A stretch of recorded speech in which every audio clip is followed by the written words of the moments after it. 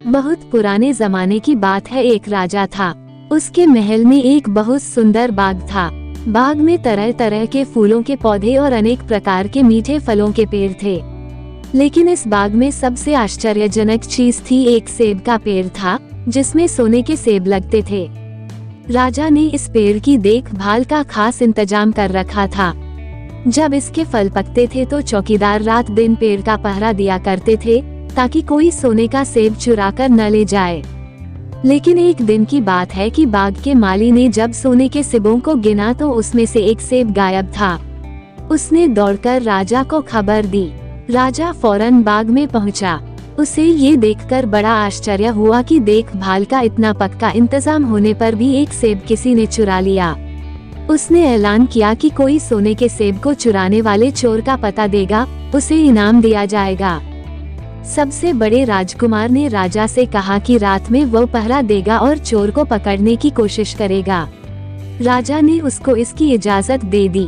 बड़ा राजकुमार रात में पहरा देने लगा, लेकिन 2 घंटे बाद ही उसे नींद आ गई और वह सो गया। सुबह उठकर जब उसने सेबों को गिना तो वह देखकर चकित रह गया कि रात भर में एक और सेब गायब हो गया था। इसके बाद दूसरी रात को मंझले राजकुमार ने पहरा देने का काम संभाला। उसे भी नींद आ गई और तीसरा सेब चोरी हो गया।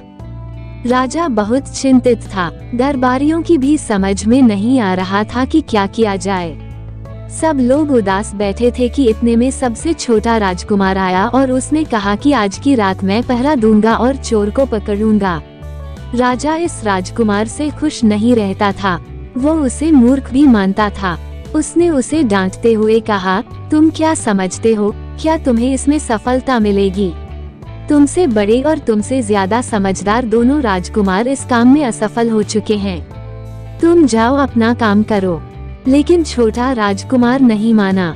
उसने राजा से प्रार्थना की कि उसे एक मौका जरूर दिया जाए। अंत में राजा राजी हो गया। राजकुमार रात में पहरा देने लगा। उसने तय किया कि वह किसी भी हालत में नहीं सोएगा और चोर को जरूर पकड़ेगा। जब आधी रात हुई और 12 बजे का आखिरी घंटा बजा तो राजकुमार ने देखा कि एक सुंदर सोने की चिड़िया कहीं से उड़ती हुई आई और सेब के पेड़ पर बैठ गई। उसने देखते देखते सोने का एक सेब तोड़कर अपनी चोंच में पकड़ लिया।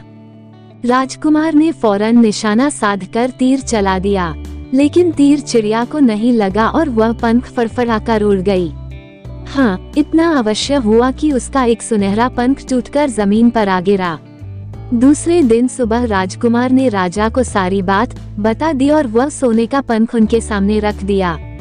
पंख इतना सुंदर और इतना कीमती था कि राजा उसे देखता ही रह गया। उसने कहा, अगर उस चिड़िया का एक पंख इतना सुंदर है तो वह पूरी चिड़िया कितनी सुंदर होगी। मैं चाहता हूँ कि उस चिड़िया को कोई पकड़ लाए। सबसे पहले बड़ा राजकुमार इस काम के लिए रवाना हुआ। चलते चलते वह एक जंगल में पहुँचा। वहाँ उसने एक लोमड़ी को एक पेड़ के नीचे आराम करते हुए देखा।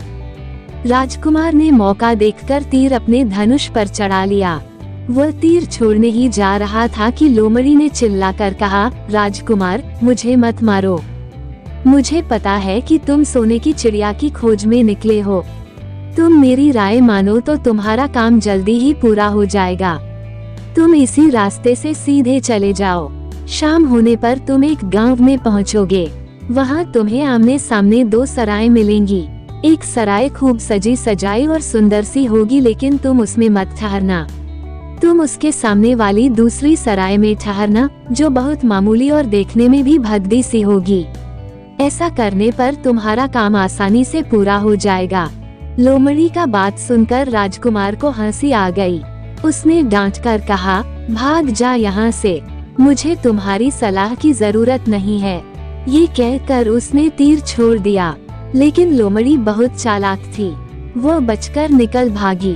राजकुमार आगे चलता गया। शाम को जब वह एक गांव में पहुंचा तो उसने देखा कि वहां सड़क के किनारे सचमुच 2 सराएं थीं। उनमें से एक सराय खूब सजी सजाई थी और उसके अंदर से लोगों के नाचने गाने की आवाजें आ रही थीं। दूसरी सराय भगदी सी थी और वहां अंधेरा घिरा हुआ था। राजकुमार सजी सजाई सराय में ठहर गया। थोड़ी देर में वह भूल गया कि वह असल में सोने की चिड़िया की खोज में निकला था। उधर जब काफी समय बीत गया और बड़ा राजकुमार नहीं लौटा तो मंझला राजकुमार सोने की चिड़िया की खोज में चल पड़ा। वह भी उसी तरह चलते चलते जंगल में पहुंचा तो वही लोमड़ी उसे भी मिली। इस राजकुमार ने भी लोमड़ी की बात पर कोई ध्यान नहीं दिया। जब वह शाम को उस गांव में पहुंचा तो बड़े राजकुमार की तरह सजी सजाई सराय में ठहरा। वहां के नाच रंग में मस्त होकर वह भी अपना काम भूल गया। यहाँ तक कि उसे घर लौटने की भी सुध न रही। अंत में सबसे छोटे राजकुमार ने राजा से कहा कि मैं सोने की चिड़िया की खोज में जाऊंगा। राजा को विश्वास था कि जब उससे बड़े दोनों राजकुमार इस काम में सफल नहीं हुए तो इसे और भी सफलता नहीं मिलेगी। लेकिन उसके जिद करने पर राजा ने उसे इजाजत दे दी। छोटा राजकुमार तैयार होकर सोने की चिड़िया की खोज में निकला। जंगल में उसे भी लोमड़ी मिली। राजकुमार ने लोमड़ी की बात को ध्यान से सुना और लोमड़ी से कहा, ठीक है, तुम जैसे कह रही हो मैं वैसा ही करूँगा। अब तुम जाओ, मैं तुम्हें नहीं मारूंगा। इस पर लोमड़ी खुश होकर बोली, तुम सबसे अच्छे लड़के मालूम होते हो। तुमने मेरी बात का मजाक नहीं उड़ाया और मुझ पर तीर नहीं चलाया। मैं तुमसे खुश हूँ और तुम्हारी मदद करूँगी। आओ, तुम मेरी पूंछ पर बैठ जाओ, मैं तुम्हें उस सराय तक पहुँचा देती हूँ। देखते देखते लोमड़ी की पूंछ काफी बड़ी हो गई और राजकुमार उस पर बैठ गया। उसके बैठते ही लोमड़ी हवा में उड़ने लगी और थोड़ी ही देर में मैदानों और पहाड़ों को पार करके उसी गांव में जा पहुंची। राजकुमार ने उसकी सलाह को मानकर छोटी और पुरानी सराय में ही डेरा डाल दिया। वह दूसरी सजी सजाई सराय से दूर ही रहा। दूसरे दिन सुबह उठकर जब वह आगे बढ़ा तो कुछ दूर चलने पर उसे वह लोमड़ी फिर से रास्ते में मिल गई। लोमड़ी ने उससे कहा, अब मैं तुम्हें बताती हूँ कि आगे तुम्हें क्या करना चाहिए। तुम सीधे चलो। आगे चलने पर तुम्हें एक बहुत बड़ा किला मिलेगा जिस पर सिपाही लोग पहरा दे रहे होंगे। तुम सिपाहियों से डरना मत और सीधे अंदर चले जाना, क्योंकि वे इस समय सो रहे होंगे। तुम बेधड़क होकर किले में घुसते चले जाना और उनके कमरों को पार करते हुए उस जगह पहुंच जाना जहां लकड़ी के एक मामूली से पिंजरे में सोने की चिड़िया बंद है। तुम चिड़िया को पिंजरे सहित उठाकर किले से बाहर ले आना। लेकिन एक बात याद रखना, चिड़िया के पिंजरे के पास ही एक बहुत सुंदर सा सोने का पिंजरा भी रखा होगा। तुम भूलकर भी चिड़िया को उस पिंजरे में मत रखना, मगर तुम उसे लकड़ी के पिंजरे में से निकालकर सोने के पिंजरे में रखने की कोशिश करोगे तो बाद में पछताओगे। ये कहकर लोमड़ी ने राजकुमार को फिर से अपनी पूंछ पर बिठाया और थोड़ी ही देर में उसको किले के पास पहुंचा दिया। राजकुमार ने किले का पास जाकर देखा कि सचमुच उसके पहरेदार सो रहे थे। वह बिना डरे सीधा महल में घुस गया और थोड़ी ही देर बाद वह उस कमरे में जा पहुंचा जहां सोने की चिड़िया एक पिंजरे में बैठी हुई थी। पिंजरे के पास ही सोने के 3 सेब पड़े हुए थे। इन सेबों को देखकर राजकुमार ने फौरन पहचान लिया कि ये सेब उसके पिता के बाग के ही थे। सोने की चिड़िया इतनी सुंदर थी कि राजकुमार उसको देखता ही रह गया। वह उसको उठाकर लाने ही वाला था कि उसकी नजर पास ही पड़े एक सुंदर से पिंजरे पर पड़ी। वह पिंजरा बहुत सुंदर था और उसमें तरह तरह के कीमती पत्थर जड़े हुए थे। सोने की चिड़िया के लिए वही पिंजरा ठीक मालूम पड़ता था। राजकुमार लोमड़ी की बात को भूल गया और उसने सोने की चिड़िया को लकड़ी के पिंजरे से निकालकर सोने के पिंजरे में बंद कर दिया। लेकिन नए पिंजरे में आते ही चिड़िया ने खूब जोर जोर से शोर मचाना शुरू कर दिया। राजकुमार पिंजरे को उठाकर कमरे से बाहर भी नहीं निकल पाया था कि बहुत से सिपाही कमरे में घुस आए और उन्होंने राजकुमार को पकड़ लिया। अब राजकुमार को अपनी भूल का पता चला। उसे याद आया कि लोमड़ी ने उससे क्या कहा था, लेकिन अब क्या हो सकता था। सिपाही उसे खींचते हुए राजा के दरबार में ले गए। राजा के पूछने पर राजकुमार ने सारी बात कह सुनाई।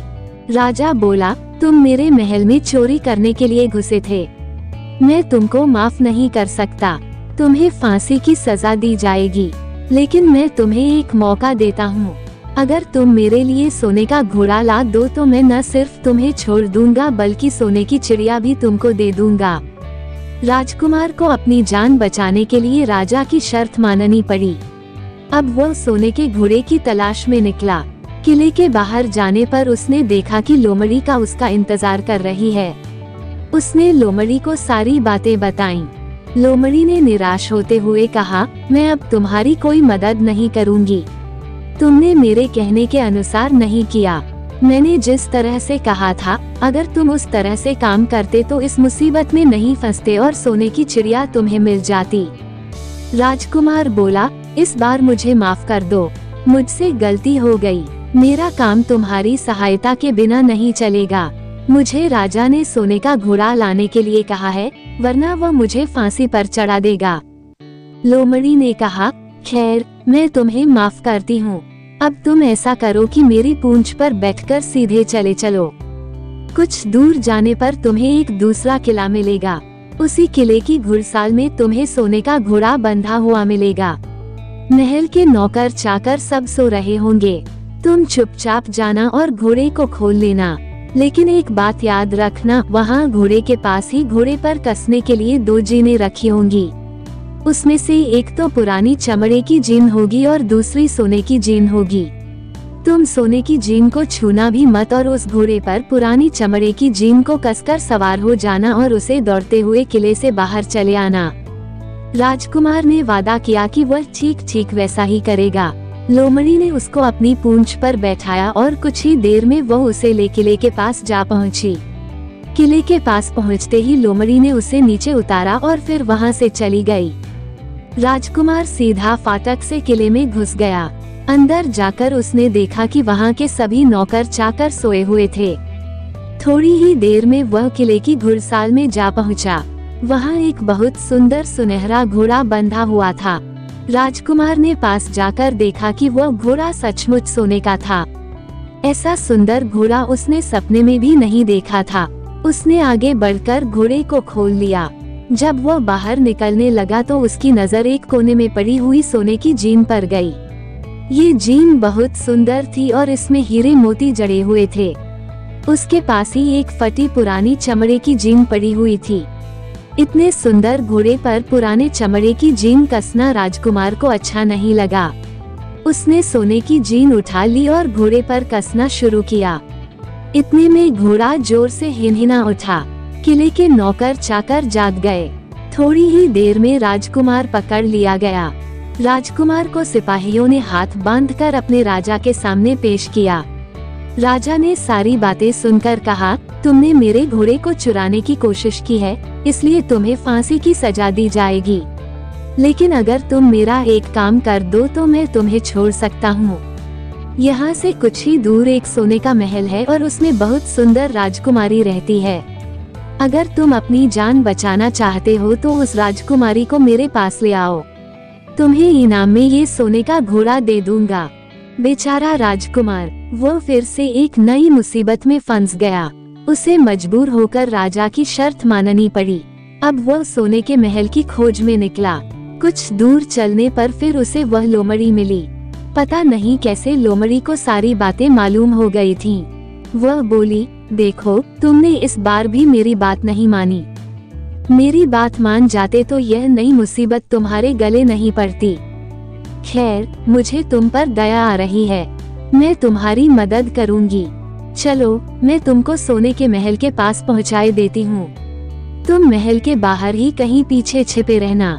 जब उसमें से शाम को राजकुमारी तालाब में नहाने के लिए बाहर आए तो तुम आगे बढ़कर उसका हाथ पकड़ लेना। जैसे ही तुम उसको छुओगे, राजकुमारी तुम्हारे साथ आने के लिए राजी हो जाएगी। लेकिन एक बात याद रखना, तुम उसको वहाँ से अपने साथ ले आना। उसे वापस महल में मत जाने देना। वह तुमसे कहेगी कि मैं अभी अपने माता पिता से मिलकर आती हूँ। लेकिन तुम उसकी बातों में मत आना, वरना फिर मुसीबत में फंस जाओगे। ये कहकर लोमड़ी ने फिर से अपनी पूंछ फैला दी और राजकुमार उस पर बैठ गया। देखते देखते लोमड़ी हवा में उड़ती हुई कुछ देर बाद सोने के महल के पास जा पहुंची। महल के पास पहुंचते ही राजकुमार एक पेड़ की आड़ में छिपकर बैठ गया। शाम को जब राजकुमारी नहाने के लिए किले से बाहर आई तो राजकुमार ने हिम्मत करके आगे बढ़कर उसका हाथ पकड़ लिया। उसके छूते ही राजकुमारी उसके साथ चलने के लिए तैयार हो गई। वह बोली, राजकुमार, तुम मुझे जहाँ भी ले जाना चाहोगे मैं तुम्हारे साथ चलूंगी, लेकिन मुझे थोड़ी देर के लिए अपने माता पिता से मिलाने दो। राजकुमार ने कहा, नहीं, यह नहीं होगा, तुम्हें तुरंत मेरे साथ चलना पड़ेगा। लेकिन राजकुमारी रोने लगी। इतनी सुंदर राजकुमारी को रोते देखकर राजकुमार का मन पिघल गया। अंत में वह राजी हो गया और बोला, जाओ, थोड़ी देर के लिए माता पिता से मिलाओ, लेकिन फिर तुरंत बाहर चली आना। लेकिन राजकुमारी ने जैसे ही किले में पैर रखा, किले के पहरेदार जाग गए और उन्होंने राजकुमार को पकड़ लिया। राजकुमार बहुत पछताया, लेकिन अब क्या हो सकता था। सिपाहियों ने उसे अपने राजा के सामने पेश किया। राजा बहुत निराश था। उसने उसी वक्त हुक्म दिया, इस राजकुमार को फौरन फांसी पर चढ़ा दिया जाए। ये सुनकर राजकुमार रोने गिड़गिड़ाने लगा। इस पर राजा ने थोड़ी देर विचार करने के बाद कहा, मैं अपनी आज्ञा वापस नहीं ले सकता, लेकिन अगर तुम मेरा एक काम कर दो तो तुम्हारी जान बच सकती है। हमारे किले के ठीक सामने ये जो बड़ा पहाड़ है, इसके कारण हमारे किले की सुंदरता नष्ट होती है। अगर तुम 8 दिन में इस पहाड़ को खोदकर साफ कर दो तो हम तुम्हें क्षमा कर देंगे और राजकुमारी का विवाह तुम्हारे साथ कर देंगे। राजकुमार किले के बाहर आकर पहाड़ को देखने लगा। उसके हाथ में एक छोटी सी कुदाली थी। उसकी समझ में नहीं आ रहा था कि इतना बड़ा पहाड़ 8 दिन में वह कैसे खोद सकेगा। फिर भी उसे अपनी जान तो बचानी ही थी, इसलिए वह पहाड़ खोदने लगा। धीरे धीरे 7 दिन बीत गए। इतने दिन तक लगातार खोदने पर भी पहाड़ का सिर्फ एक कोना ही खोद सका। वह दुखी होकर बैठ गया। उसे अब अपने पर बहुत अधिक क्रोध आ रहा था। वह मन में कहने लगा कि अगर मैंने लोमड़ी की बात मान ली होती तो कितना अच्छा होता। लोमड़ी ने मुझको हर बार ठीक सलाह दी और मैं हर बार उसका कहना न मानकर नई से नई मुसीबत में फंस जाता हूँ। राजकुमार इस तरह सिर झुकाए बैठा था कि अचानक उसे अपने पैरों के पास लोमड़ी की पूंछ हिलती दिखाई दी। उसने नजर उठाकर देखा, सचमुच वही लोमड़ी खड़ी थी। लोमड़ी ने मुस्कुराते हुए कहा, क्यों, क्या हाल है? इस बार तो तुम्हारी मदद करने की मेरी जरा भी इच्छा नहीं थी, लेकिन मैं 7 दिन से तुमको पहाड़ खोदते हुए देख रही हूँ। मुझे दया आ गई और मैं तुम्हारी मदद के लिए चली आई। जाओ, तुम बहुत थक गए हो, सो जाओ, मैं थोड़ी ही देर में तुम्हारा काम पूरा कर दूंगी। इस बार राजकुमार ने तय कर लिया था कि अब वह लोमड़ी जिस तरह कहेगी वह उसी तरह करेगा। वह चुपचाप उठकर एक तरफ सोने चला गया। थोड़ी ही देर में उसे नींद आ गई। सुबह जब वह सोकर उठा तो उसे अपनी आंखों पर विश्वास नहीं हो रहा था। वहाँ कहीं भी पहाड़ का नाम नहीं था और महल का सुंदर दृश्य दिखाई दे रहा था। राजकुमार सीधा राजा के पास पहुँचा। राजा उसके काम पर बहुत खुश था। उसने तुरंत अपने वादे के अनुसार राजकुमारी के साथ उसका विवाह कर दिया। जब राजकुमार उस सुंदर राजकुमारी के साथ कुछ दूर चला तो उसे रास्ते में फिर वही लोमड़ी मिली। लोमड़ी बोली, बधाई हो राजकुमार। राजकुमारी के साथ तुम्हें देखकर मुझे बड़ी खुशी हो रही है, लेकिन अब तुम्हें सोने का घोड़ा और सोने की चिड़िया भी प्राप्त करनी चाहिए, क्योंकि वे दोनों चीजें तुम्हारे ही लायक हैं और तुम उन्हें आसानी से प्राप्त कर सकते हो। राजकुमार बोला, लेकिन भला मुझे सोने का घोड़ा और सोने की चिड़िया कैसे मिल सकती है? मैं तो इस राजकुमारी को भी उस राजा के लिए ले जा रहा हूँ।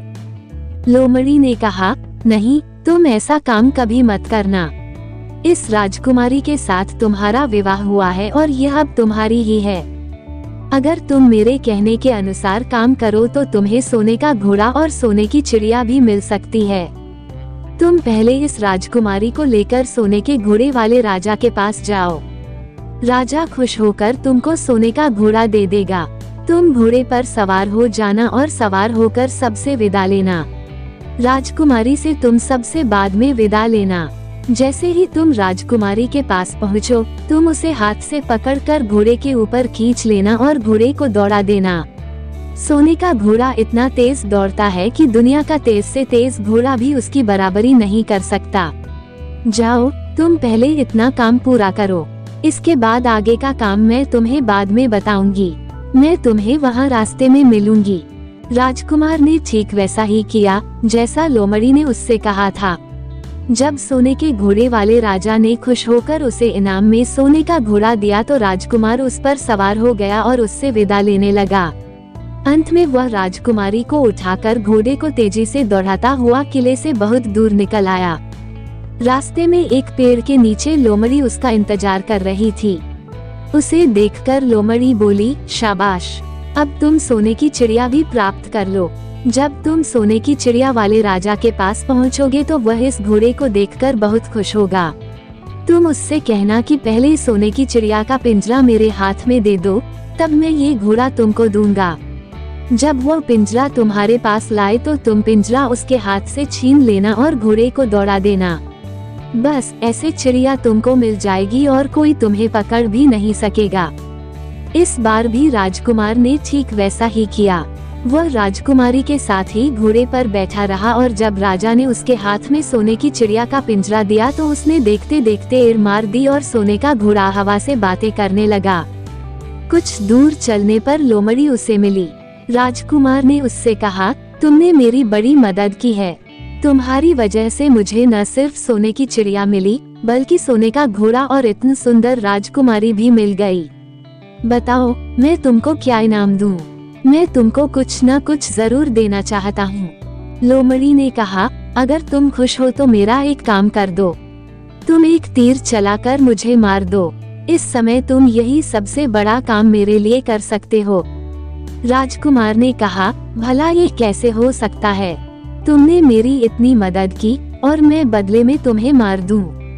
मुझसे यह नहीं होगा। ये सुनकर लोमड़ी बड़ी दुखी हुई और बोली, अगर तुम मेरा ये काम नहीं कर सकते तो फिर ठीक है, जाओ। लेकिन मैं तुम्हारी भलाई के लिए ही कह रही हूँ कि तुम दो बातें जरूर याद रखना। एक तो तुम किसी कुएं की दीवार पर मत बैठना और दूसरे तुम ऐसे लोगों के लिए धन मत खर्च करना जिन्हें फांसी मिलने वाली हो। राजकुमार बोला, भाई तुम भी अजीब हो। तुम्हारी बातें मेरी समझ में ही नहीं आती। भला मैं कभी कुएं की दीवार पर क्यों बैठूंगा और ऐसे आदमियों पर धन क्यों खर्च करूंगा जिनको फांसी दी जाने वाली हो। लेकिन लोमड़ी ने उसकी बात का कोई जवाब नहीं दिया और अलविदा कहकर वहां से चली गई। राजकुमार सोने का घोड़ा दौड़ता हुआ आगे बढ़ा। राजकुमारी उसके साथ ही बैठी हुई थी और सोने की चिड़िया का पिंजरा उसके हाथ में था। कुछ ही देर में राजकुमार उस छोटे गांव में जा पहुंचा जिसमें भी दोनों सराएं थीं। गांव के लोग और खास तौर से बच्चे उसको देखने के लिए बाहर निकल आए। सोने के घोड़े पर इतने सुंदर राजकुमार के साथ बैठी एक राजकुमारी को देखकर सभी लोग चकित थे। इतने में राजकुमार ने देखा कि गांव के बगीचे में एक जगह बहुत से लोग जमा हैं और कुछ शोर हो रहा है। राजकुमार के पूछने पर लोगों ने बताया कि वहां दो आदमियों को फांसी देने की तैयारी हो रही है। राजकुमार उधर ही चल पड़ा। वहां पहुंचने पर उसने पहचान लिया कि जिन आदमियों को फांसी दी जाने वाली थी वे और कोई नहीं बल्कि उसके ही भाई थे। वे लोग तब से उसी सजी सजाई सराय में रह रहे थे और तरह तरह के बुरे काम करते थे। वे जुआ भी खेलते थे और जुए में बहुत सा धन हार चुके थे। उन्होंने लोगों से बहुत सा रुपया भी उधार लिया था। इन्हीं सब बातों से चिढ़कर अब गांव वाले उन्हें फांसी पर चढ़ाने जा रहे थे। राजकुमार भला ये कैसे होने देता। उसने लोगों से कहा कि मुझसे रुपया ले लो और इन लोगों को छोड़ दो। उसके बहुत कहने सुनने पर लोग राजी हो गए और उन्होंने उन दोनों आदमियों को रिहा कर दिया। राजकुमार अपने भाइयों को छुड़ाकर आगे चला। कुछ दूर चलने पर जंगल में उन्हें एक कुआं दिखाई दिया। इस पर राजकुमार के कुछ देर कुएं के पास आराम करते हैं। वहां ठंडा पानी पीने के बाद हम लोग आगे चलेंगे। राजकुमार राजी हो गया। अब तक वह ये भी भूल चुका था कि लोमड़ी ने विदा होते समय उससे क्या कहा था। वह घोड़े से उतरकर कुएं की दीवार पर बैठ गया और आराम करने लगा। उसके दोनों भाइयों ने मौका देखकर उसे कुएं में धकेल दिया। इसके बाद उन्होंने घोड़े पर राजकुमारी को डाला और सोने की चिड़िया का पिंजरा उठाया और वहां से चलते बने। कुछ ही देर में वे लोग अपने राज्य में लौट आए। घर लौटकर उन्होंने राजा से कहा, हम लोग सोने की चिड़िया को पकड़ आए हैं। इसी चिड़िया ने हमारे बाग में से सोने के सेब चुराए थे। इसके साथ ही हम एक ये सोने का घोड़ा और राजकुमारी भी लाए हैं। राजा बहुत खुश हुआ। सारे राज्य के लोग खुशियां मनाने लगे। लेकिन राजकुमारी खुश नहीं थी। वह बराबर रोती रहती थी। उसने खाना पीना छोड़ दिया। यही नहीं, घोड़े ने भी दाना पानी बंद कर दिया और सोने की चिड़िया भी उदास रहने लगी। राजा ने बहुत कोशिश की, लेकिन न तो वह राजकुमारी खुश हुई और न सोने के घोड़े और सोने की चिड़िया ने दाना खाना शुरू किया। उधर छोटा राजकुमार कुएं में गिर गया था, लेकिन वह मरा नहीं। कुआं बहुत गहरा था, लेकिन उसमें पानी बहुत थोड़ा था। वो कुएं में बैठा बैठा अपने भाग्य को कोसता रहा। अब उसे फिर उसी लोमड़ी की याद आई और वह पछताने लगा कि अगर मैंने उसका कहना मान लिया होता तो मैं मुसीबत में न फंसता। राजकुमार ने जैसे ही लोमड़ी को याद किया, लोमड़ी न मालूम कैसे कुएं के मुंह पर आ पहुंची और बोली, देखो राजकुमार, मैंने पहले ही तुम्हें समझाया था कि किसी कुएं की दीवार पर मत बैठना और ऐसे आदमियों की मदद मत करना जिन्हें फांसी दी जाने वाली हो, लेकिन तुम नहीं माने। खैर चलो, अब आखिरी बार मैं फिर तुम्हारी मदद किए देती हूँ। लो, मेरी पूंछ पकड़कर कुएं से बाहर निकल जाओ। ये कहकर लोमड़ी ने अपनी पूंछ कुएं में लटका दी। देखते देखते पूंछ इतनी लंबी हो गई कि कुएं के पेंदे में पड़े राजकुमार के पास तक जा पहुंची। राजकुमार उसे पकड़कर कुएं से बाहर निकल आया। लोमड़ी ने उससे कहा, जाओ, अब तुम अपने घर जाओ, लेकिन जरा होशियार रहना, तुम्हारे भाई तुम्हारी जान के दुश्मन हैं। वे लोग जरूर तुमको ढूंढ रहे होंगे। राजकुमार घर की ओर चल पड़ा। अपने राज में पहुंचने पर उसे एक भिखारी मिला। भिखारी को उसने अपने सुंदर कपड़े दान में दे दिए और उनके भद्दे पुराने कपड़े पहन लिए। इस तरह भेष बदलकर वह अपने किले में पहुंचा। वहां उसके पहुंचने पर एक बड़ी आश्चर्यजनक बात आई। सोने का घोड़ा खुशी से हिनहिनाने लगा और दाना खाने लगा। सोने की चिड़िया भी अपने पिंजरे में खुशी से फुदकने लगी और गाना गाने लगी। राजकुमारी ने अपने आंसू पोंछ डाले और वह भी खुश दिखाई देने लगी। लेकिन राजा की समझ में कुछ नहीं आया। उसने राजकुमारी से इसका कारण पूछा तो वह बोली, मैंने तो पहले ही आपको सारी कहानी बता दी थी। आपके बड़े और मंझले राजकुमार ने छोटे राजकुमार के साथ धोखा किया है। इन्होंने आपको भी धोखा दिया है, लेकिन अब आपका छोटा राजकुमार यहाँ पर आ पहुँचा है, इसलिए मुझे बहुत खुशी हो रही है। उसी के साथ मेरी शादी हुई है और मैं उसके साथ ही सुखी रह सकती हूँ। फिर उसने मैले कुचैले कपड़े पहने एक आदमी की ओर इशारा करते हुए कहा, वह रहा आपका छोटा राजकुमार। राजा ने भी अपने छोटे लड़के को पहचान लिया। अब राजा ने अपने छोटे बेटे के बारे में अपने विचार बदल दिए। अब वो उसको बहुत समझदार और बहादुर मानने लगा और उससे बहुत अधिक प्यार करने लगा। उसने उसको राजगद्दी पर बिठाने का निश्चय किया। बड़े और मंझले राजकुमार ने अपने छोटे भाई को ही धोखा नहीं दिया था, बल्कि राजा को भी धोखा दिया था। इससे राजा उनसे बहुत नाराज था। उसने उन दोनों को अपने राज्य से निकलवा दिया। इसके बाद बड़ी धूमधाम के साथ राजकुमारी के साथ राजकुमार का विवाह हुआ और दोनों सुख से रहने लगे। लेकिन राजकुमार उस लोमड़ी को नहीं भूला था जिसने उसकी सहायता की थी। एक दिन समय निकालकर वह जंगल में उस लोमड़ी की खोज में निकला। बहुत ढूंढने के बाद एक पेड़ के खोखले भाग में उसने उस लोमड़ी को चुपचाप बैठे हुए देखा। लोमड़ी बहुत उदास थी और पहले से बहुत ज्यादा दुबली भी हो गई थी। राजकुमार को देखते ही लोमड़ी ने उसे पहचान लिया और कहा, आह, कहो राजकुमार, आज इधर कैसे भूल पड़े। राजकुमार ने कहा, मैं आज तुम्हें ही ढूंढने के लिए आया हूँ। चलो मेरे बाग में आराम से रहना, वहाँ तुम्हें किसी तरह की तकलीफ नहीं होगी। यहाँ तो जंगल में तुम्हें खाने पीने की तकलीफ होती होगी और जंगली जानवरों और शिकारियों का डर बना रहता होगा। लोमड़ी ने कहा, नहीं राजकुमार, मैं यहाँ ठीक हूँ और भला अब तुम्हें मेरे दुख से क्या लेना देना। तुम्हारा काम निकल गया, अब तुम सुख से अपने राज में रहो। राजकुमार बोला, नहीं, तुमने मेरा बड़ा उपकार किया है। मैं तुम्हें इनाम देना चाहता हूँ और अपने साथ ही रखना चाहता हूँ। राजकुमारी भी बहुत खुश होगी, वह भी तुमसे मिलना चाहती है। लोमड़ी बोली, अगर तुम सचमुच मुझे इनाम देना चाहते हो तो मेरा एक काम कर दो। मैंने तुमसे पहले भी कहा था कि तुम तीर चलाकर मुझे मार दो, इसी से मेरा लाभ होगा। असल में एक जादूगर ने मुझ पर जादू कर रखा है।